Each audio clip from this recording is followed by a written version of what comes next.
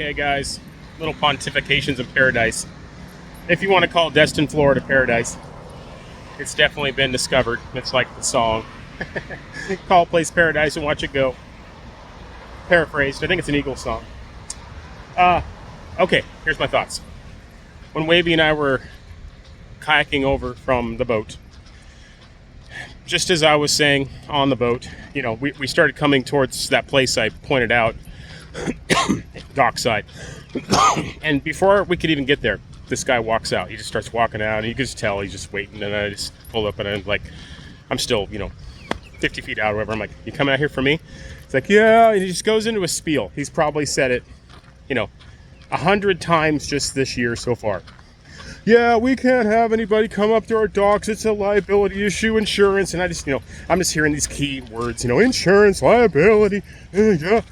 I'm like, okay. And he goes, but there's a beach over there. And I'm like, okay, well, at least he's giving me an option. At least there's he's not just saying piss up a rope. So yeah, there's a beach, and there isn't any signs I can really tell. It is in front of a place like everything is here, right?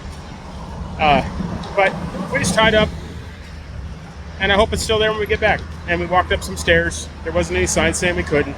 I mean, at this point, it's kind of like that, isn't it? That you just kind of go by the signs. It's like, if it says no trespassing, well, that's a sign.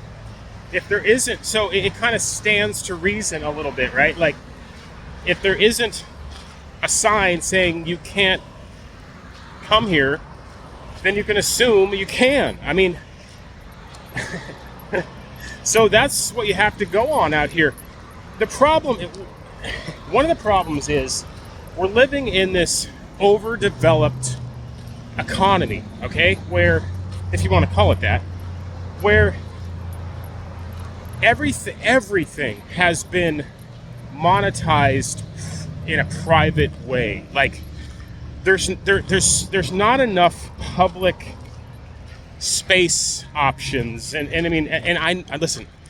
I'm not going to say this. If you've got some other thoughts in this, I absolutely want to hear it. Okay, that's why I do these. But that said, I'm really good at hearing the other side of the argument as I'm making my arguments. Okay, at the end of the day, you kind of fall on one side or the other. Okay, on everything. It's just the way it is. But, so if you're going to, for example, if you're going to come at me like, there's plenty of public space. That's what the national forests are for. And that's what, I get it. I know. Okay. I would argue that we're living in these, such difficult times in a way that, there's a saying, that where they accuse, the government of making the public pay for something, and then the profits go to, individuals. It's the worst of both worlds. It's like it's an element of fascism is what it is. It's like, we all collectively pay for something with our taxes. Football stadiums end up being paid for by increase in taxes, but there usually is a team, a team owner, or there's some billionaire that's basically reaping the profits of it. Okay, so something like that. So what there should be, okay, is, for example, let's just use this as an example. There might be, actually, but there needs to be a place, more than one, where someone can anchor their boat out in the harbor and kayak dinghy to shore, and you leave your dinghy. It's a dinghy dock or something. And I know there are dinghy docks, sometimes. But even those can, they'll charge people for those. There's some here in Florida, they're like $10 a day. If you pull your dinghy up and tie it up, it's a dinghy dock, and it's like $10 a day. I've seen it. Now, I don't pay it. But it gets to be ridiculous. It's like, that's what I mean about that, and it actually is counter to the profit model, if you want to make that argument. It's like, okay, now people won't come to shore because they got to pay $10 to tie up their dinghy. And then they didn't go to that restaurant. They didn't have a few overpriced beers, and they didn't go shopping. They didn't go buy things they probably don't even need. It's like all these little businesses could benefit from just simply letting their customers access their business. Now, You guys, there are people smarter than me who watch my channel, and you already know what I'm trying to get at. I'm not, I got the idea, I got the concepts in mind. I just always struggle to articulate them, especially very clearly and quickly. So yeah, it's frustrating. It's like it basically, I've said this before to a friend of mine, watches my channel here. I've said, we live in a, hold on a second, I'm trying to get off the street here. We live in a move along society. Just move along. You're never welcome. Just move along, keep moving. No, don't loiter. No loitering, keep moving. Move along. And that's one thing I love about boating and living on a boat, in a shanty boat, even more so, is when you're on the water, it's not perfect.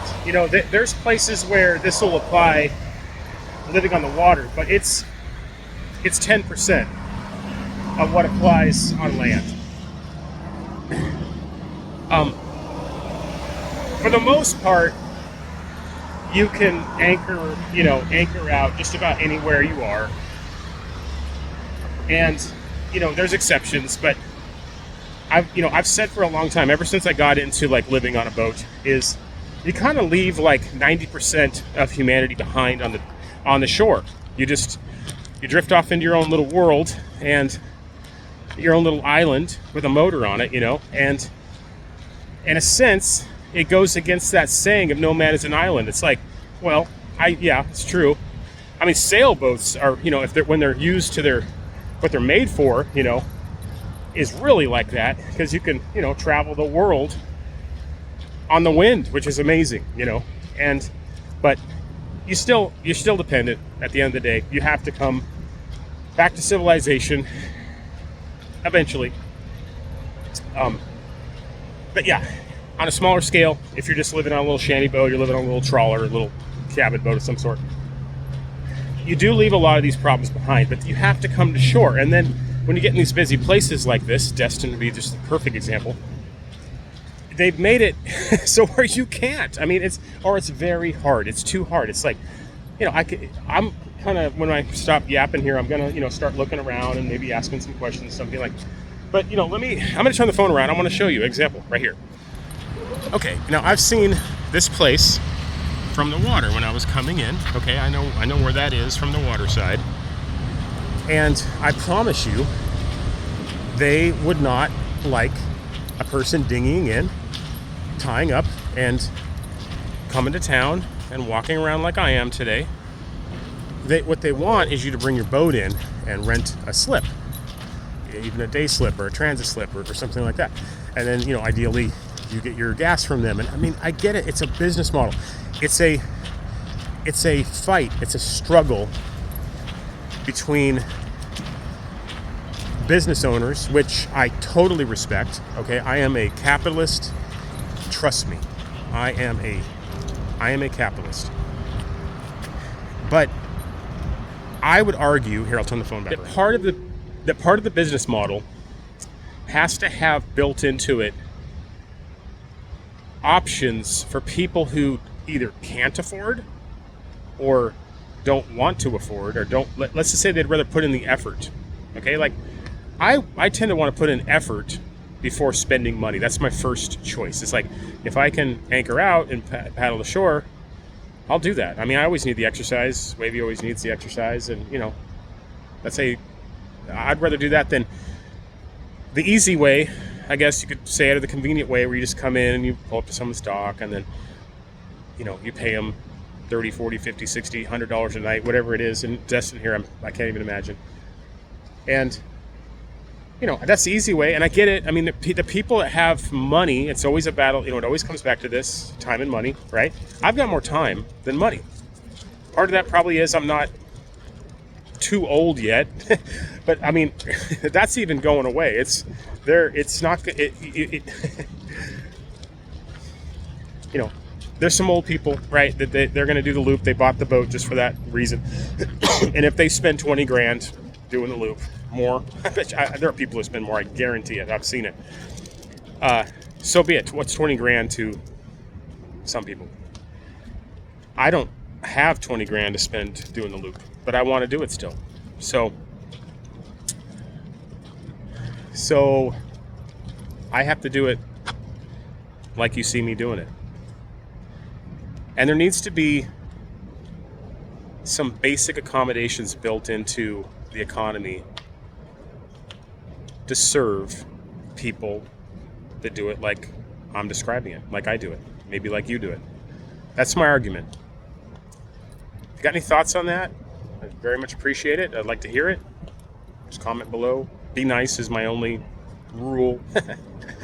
I never delete any comments. I read all my comments. I say that, I've said that before, but in case you haven't heard that, I read every comment. I can't reply to every single one of them, but if it's a question, I almost always do. So just assume if you leave a comment to on any of my videos, I've read it, I've taken it in, and I'll answer it. I mean, and I'll reply if I can, but we've gotten to a point now where I can't reply to all of them. Just, some people have real problems. As I always say on the t-shirt. So, okay guys, thanks for listening. And I'm talking about backwater. I'll probably put this on my backup channel. I have a backup channel. If you're watching this and you didn't come through my main channel, it's Backwaters and Backroads, and this is my backup channel for stuff that is kind of supplemental. So most of you know that, but every once in a while I get a straggler that comes in and finds these videos and they have no idea about the main channel. So Backwaters and Backroads. Okay guys, thanks for listening. Catch you later. Let me read this to you guys. That all may know, on this day, June 3rd, 2011, during the annual week of blessings, the people of Destin established this memorial, that the hand of the Lord preserved our shores and our livelihood from the worst oil spill our nation has experienced. Call to me, and I will answer you and show you great and mighty things which you do not know. Jeremiah 33:3.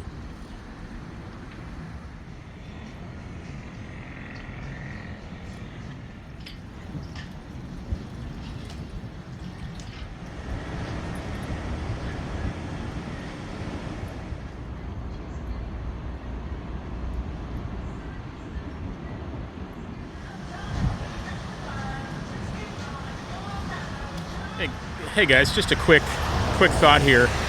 So folks ask me a lot, how to build a shanty boat, what's the best base and, platform, and there's a lot to it. But, I see these once in a while. These are like industrial, rentable.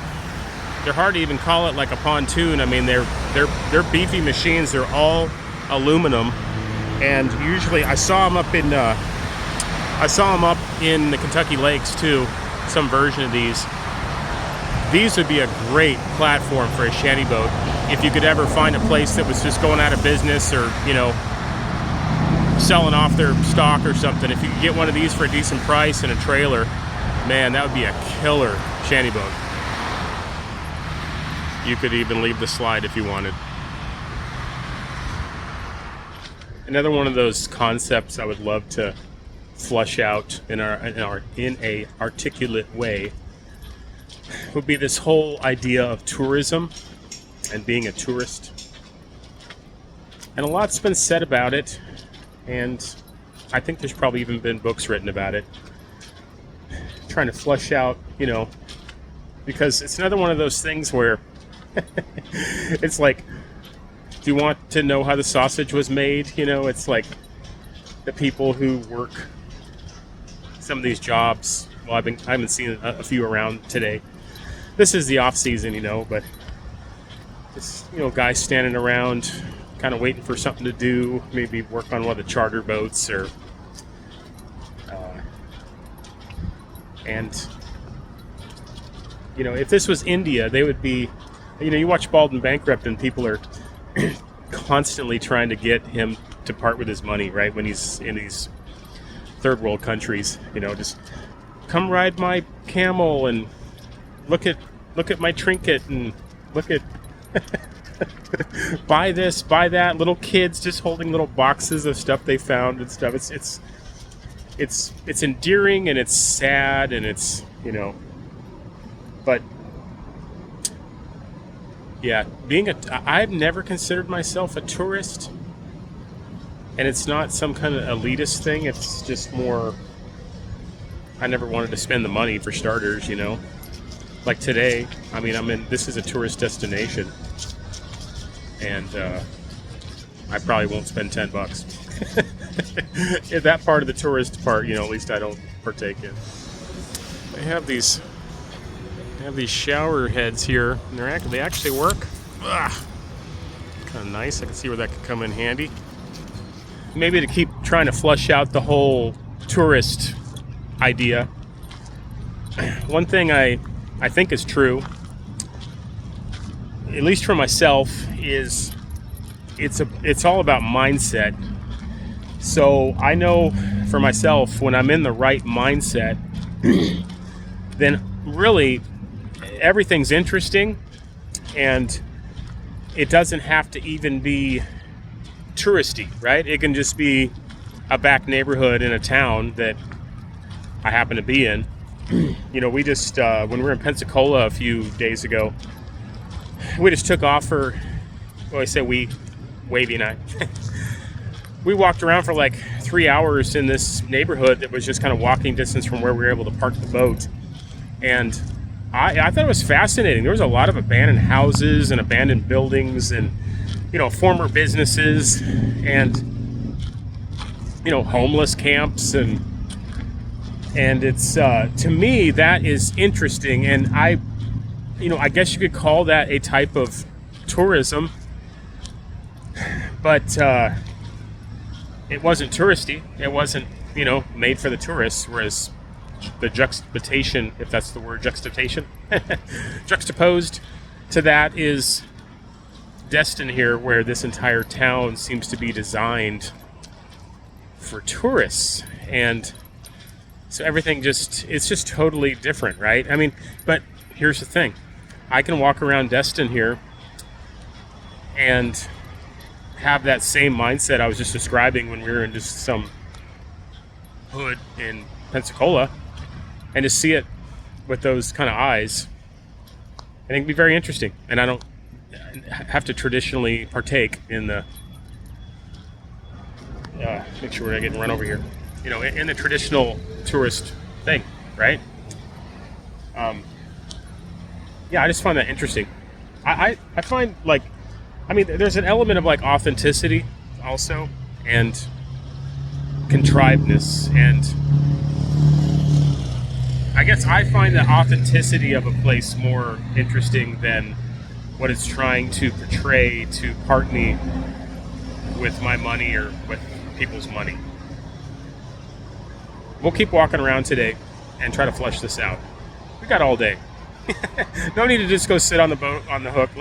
We always need the exercise, and Wavy always loves it. So I've already gotten 2 poops out of her and 15 little squirts and a couple of full-blown peas. So we'll probably end up at a Publix or something. Let's keep wandering around. Stay tuned if you want.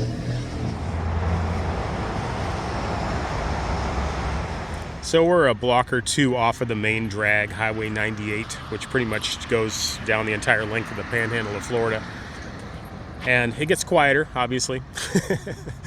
And there's some interesting stuff. We're talking about being a tourist, you know, get off the main drag. Let's go look at what maybe folks that actually live around here, what they do and where they might go and get the things they need.